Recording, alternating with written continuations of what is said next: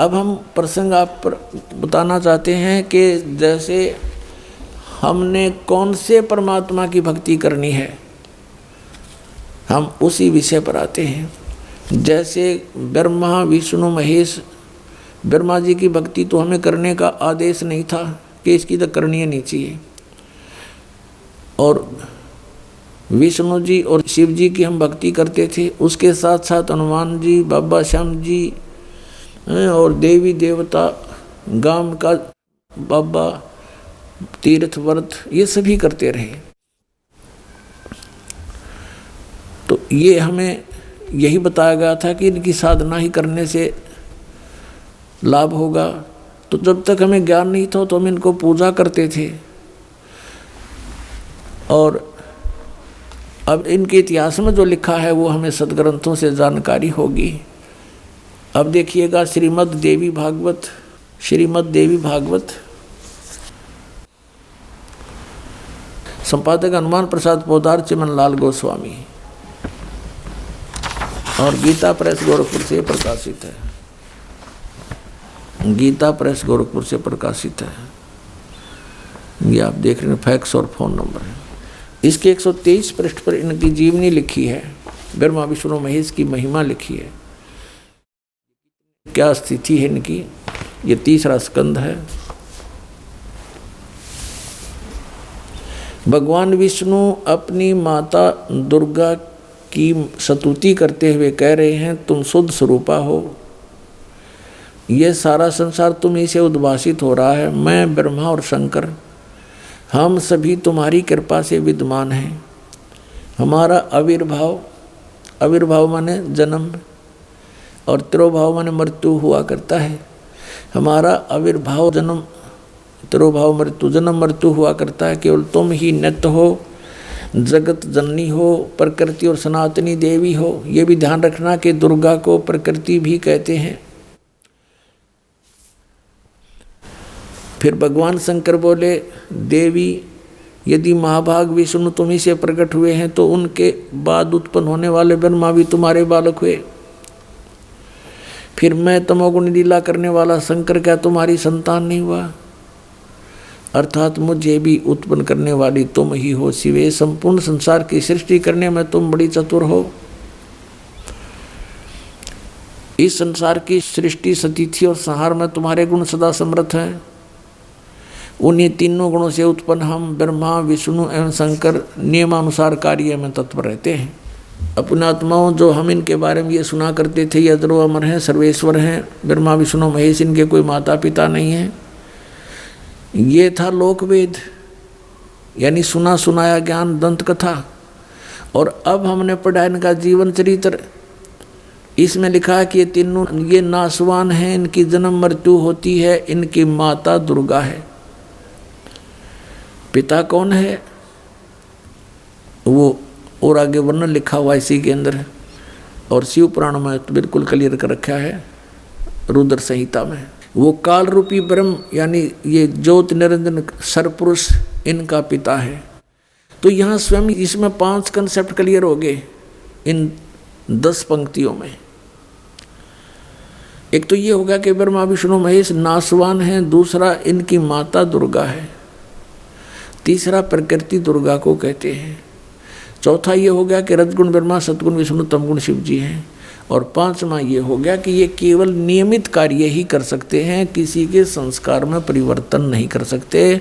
किसी के भाग्य में दुख है, वो प्रारब्ध में दुख, कष्ट, पाप है, क्योंकि पाप से दुख होता है, तो वो दुख उसको भोगना ही पड़ेगा जो इन भगवानों का पुजारी है।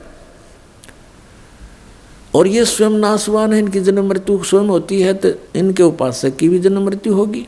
और जब तक जन्म मृत्यु है, परम शांति नहीं हो सकती। अब बात आती है इनके पिता। इनका पिता कौन है? ब्रह्म, ज्योत स्वरूपी निरंजन, ये काल। और इसी ने श्रीमद् भगवत गीता का ज्ञान श्री कृष्ण में प्रवेश करके बोला। ये दूसरे अध्याय के 12वें श्लोक में श्रीमद् भगवत गीता की, और चौथे अध्याय के 5वें और 9वें श्लोक में,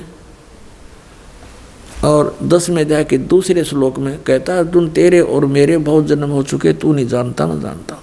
इससे सिद्ध हो गया कि इसकी भी जन्म मृत्यु होती है, तो उपासकों की भी जन्म मृत्यु रहेगी। इसलिए इसने 7वें अध्याय के 18वें श्लोक में कहा कि अर्जुन, ये ज्ञानी आत्मा जो मेरे तक सीमित हैं, इनको मैं पसंद हूँ, मैं अच्छा लगता हूँ, और मुझे ये भी अच्छे लगते हैं क्योंकि इन्होंने तीनों गुणों की पूजा त्याग कर मेरी साधना शुरू कर दी। उनसे तो अच्छा लाभ मेरे से मिलेगा, लेकिन मेरे वाली अनुत्तम गति में ही ये सचित रहे। कारण क्या था? क्योंकि इनको तत्वदर्शी संत ना मिलने से इन्होंने मेरी ही पूजा को अंतिम मान लिया।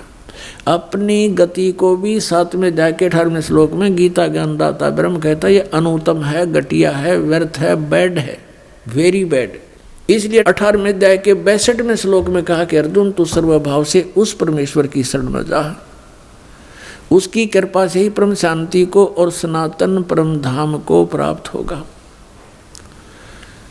तो अब हमने वो राम सिलेक्ट करना है कि कौन से राम की पूजा करें